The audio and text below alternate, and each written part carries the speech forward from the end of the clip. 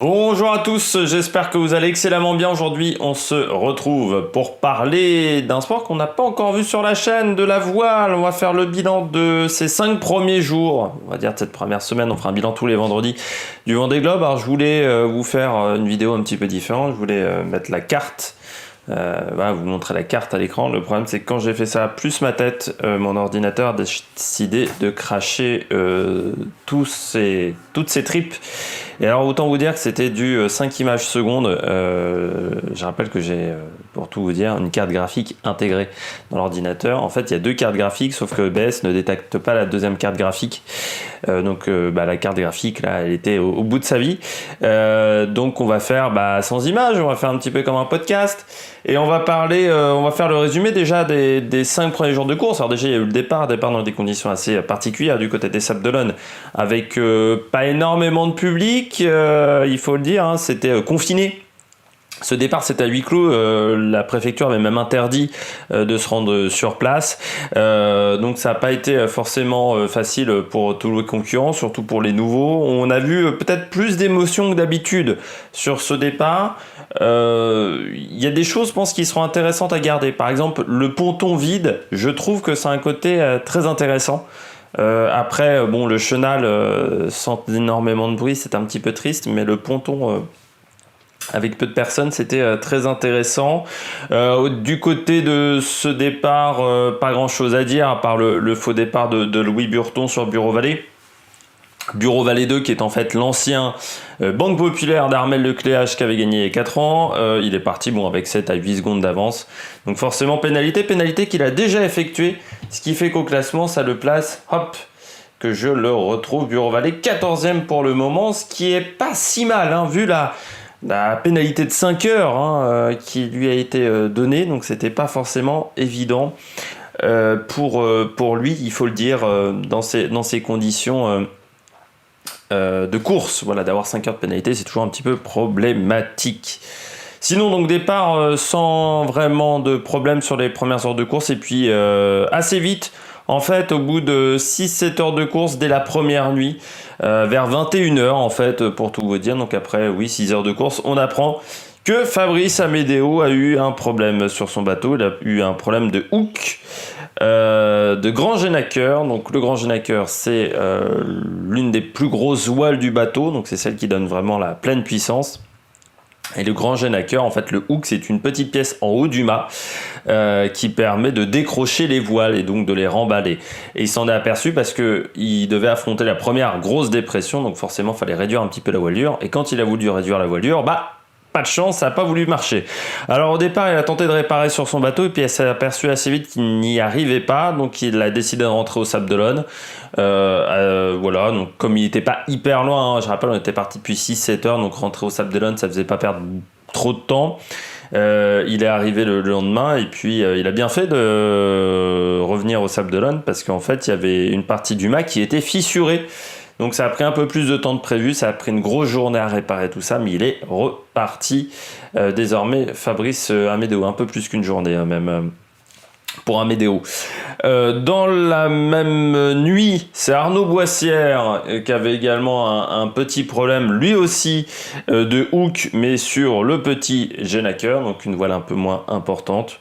Il a réussi à réparer à peu près tout ça. Ça lui a pris un petit peu de temps quand même, Arnaud Boissière. Lui, il a décidé de monter sur le mât, ce que n'avait pas voulu prendre comme risque Amédéo pour réparer ce petit souci. Donc il est monté en haut du mât, il a réussi à décrocher la voile. Le problème, c'est qu'ensuite la voile est tombée à l'eau, donc il a fallu récupérer la voile. Ça a été un petit peu compliqué et surtout qu'il avait essayé plein de fois à maintes et maintes reprises de récupérer cette voile, donc il avait perdu déjà pas mal de temps. Pour le moment, Arnaud Boissière qui est un petit peu remonté au classement, pour tout vous dire, voilà, il est 22e.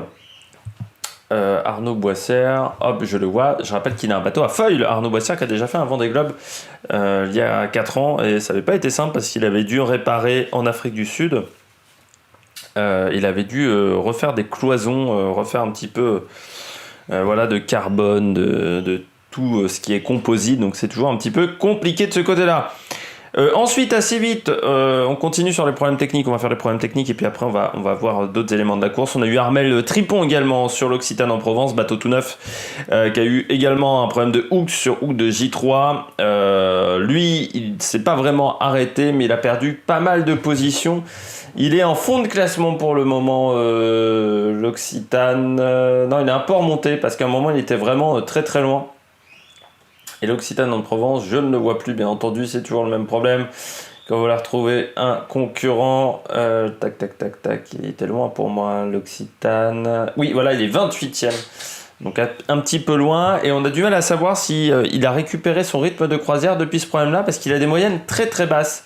Armel Tripon, depuis qu'il a eu ce problème technique là. Et puis on a eu PRB avec un problème de Wado qui a été assez vite maîtrisé pour le bateau de Kevin Escoffier, qui lui est plutôt à l'avant de la course, hein. Kevin Escoffier, il est 4e pour le moment au point de classement de 8 heures de ce 13 novembre.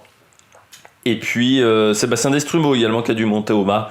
Le concurrent du bateau Merci, Sébastien Destrumeau, qui avait fini dernier il y a 4 ans, qui voudra ne pas refinir dernier, mais qui devra surtout finir, qui est 31e avec un bateau assez particulier, qui est un bateau avec une casquette, vous savez, cette portion qui protège le navigateur de l'eau qui peut s'infiltrer sur le pont, parce que ce sont des bateaux qui mouillent énormément les IMOCA, qui est donc cette catégorie qui est sur le Vendée Globe, et donc qui a eu pas mal de problèmes techniques.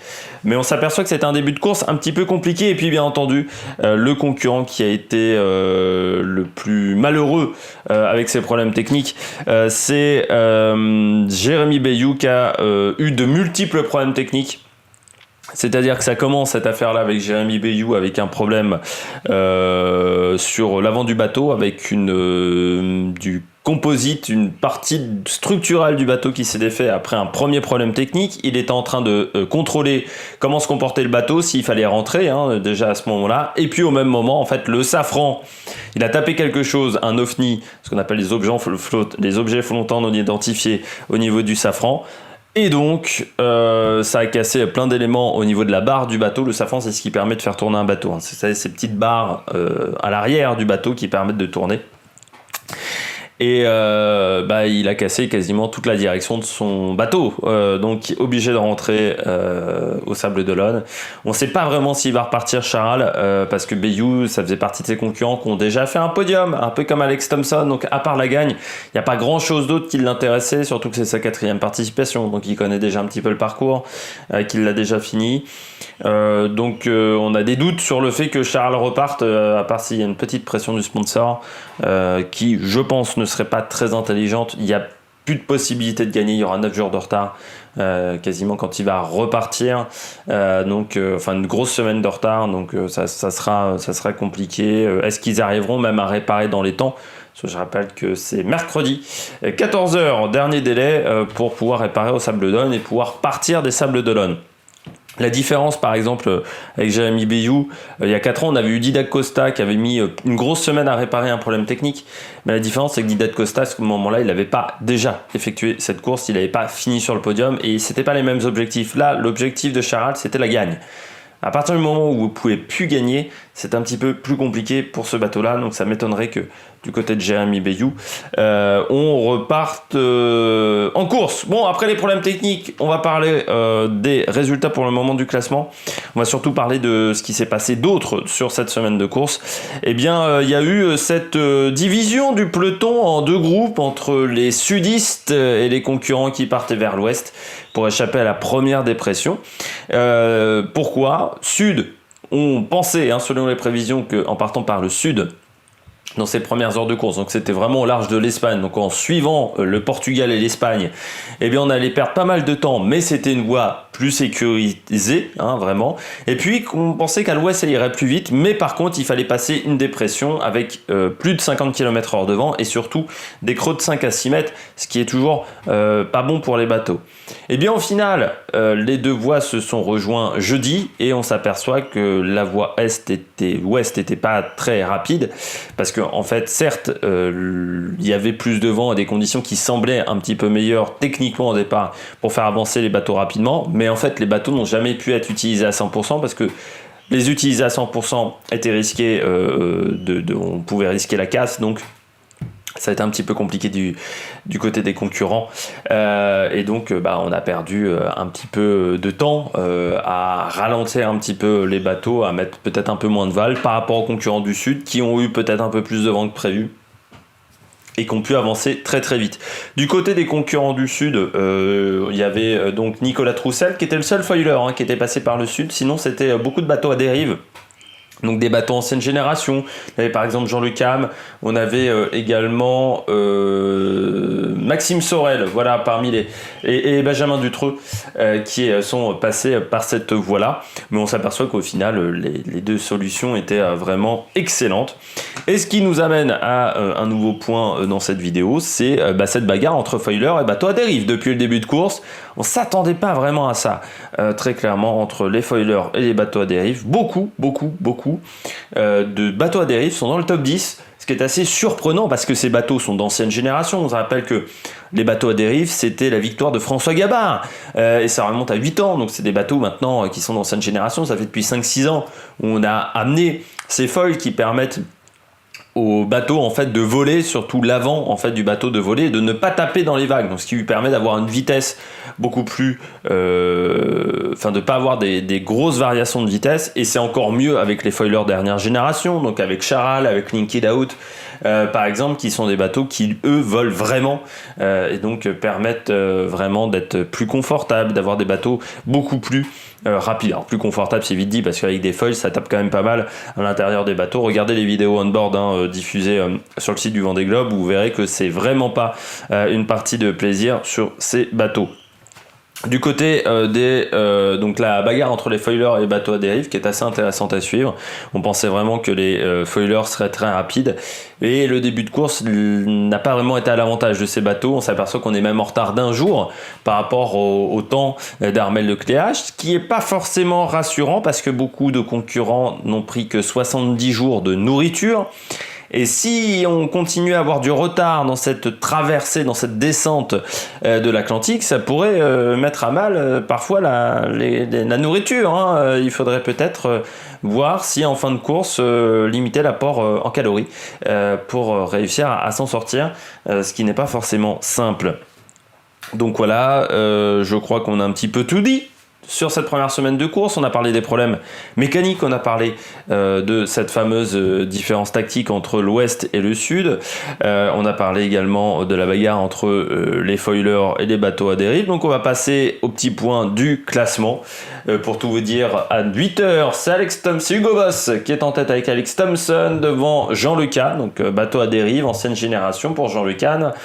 À 34 000 nautiques, un bateau qui est plus en forme qu'il y a 4 ans, mieux préparé. Je rappelle qu'il y a 4 ans, Jean Le Caan avait dû faire un crowdfunding pour pouvoir participer à la course. Là, il a réussi à avoir un financement un peu meilleur, même si c'est pas le bateau qui a le meilleur financement quand même de toute la flotte. On a ensuite Linked Out, donc bateau à foil, comme PRB et Corum, le bateau de Nicolas Troussel, donc qui était le seul foiler à être passé par le sud. On retrouve ensuite Apivia, Charlie Dalin, qui avait fait des très belles performances cet été sur la Sable Ocean Race, un truc comme ça, nom de cette course qu'il y a eu au mois de juillet. Et puis on a Benjamin Dutreux, Samantha Davis avec Initiative Cœur, Maxime Sorel, Romain Athanasio. Pour ceux qui veulent, Clarisse Kremer est 15e pour l'instant. Avec Banque Populaire, Alan Roura 18e.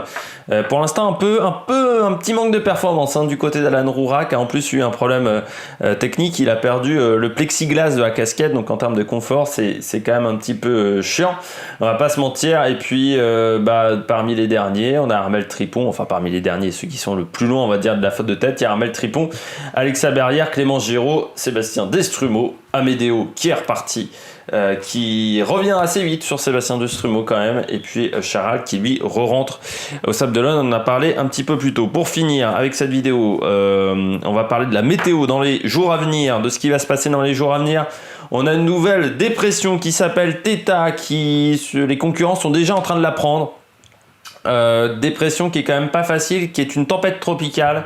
Et normalement, après cette tempête tropicale, on devrait prendre les alizés pour aller jusqu'au poteau noir. Et normalement, en fin de semaine prochaine, le poteau noir, il y aura encore beaucoup de choses à dire. Zone de convergence des mers du Nord à des mers du Sud. Pour faire vite fait, c'est le bordel complet au niveau météo. Il y a des orages, 5 minutes après, on peut avoir un beau soleil et pas de vent. Donc, faut vraiment pas se faire avoir. C'est un moment de la course qui va être assez tendu. On peut perdre beaucoup de temps à cet endroit-là. Et puis, normalement, dans 2 semaines, on aura aussi l'anticyclone de Sainte-Hélène qu'il faudra passer, ce qui n'est jamais simple. Il y a 4 ans, c'est à cet endroit-là qu'on avait eu un petit passage à niveau. Certains concurrents n'avaient pas pu aller vite et on avait eu un top 4 qui s'était détaché et qui avait pris une avance phénoménale au moment de passer l'anticyclone de Sainte-Hélène. Les concurrents à regarder pour la semaine prochaine. Alors, si vous avez un petit peu de temps, les concurrents qu'il va falloir suivre pour la semaine prochaine, Jean Le Cam. Est-ce que Jean Le Cam arrivera encore à avoir ce rythme, ce niveau de performance, parce que pour l'instant il est assez impressionnant avec son bateau. On verra si Alex Thompson arrive à augmenter son avance, parce que pour l'instant là il a fait une bonne journée hier, quasiment 25 km/h hein. Hier de moyenne plus de 25 km/h, donc en voile c'est quand même très très fort, surtout qu'il n'y avait pas un vent exceptionnel.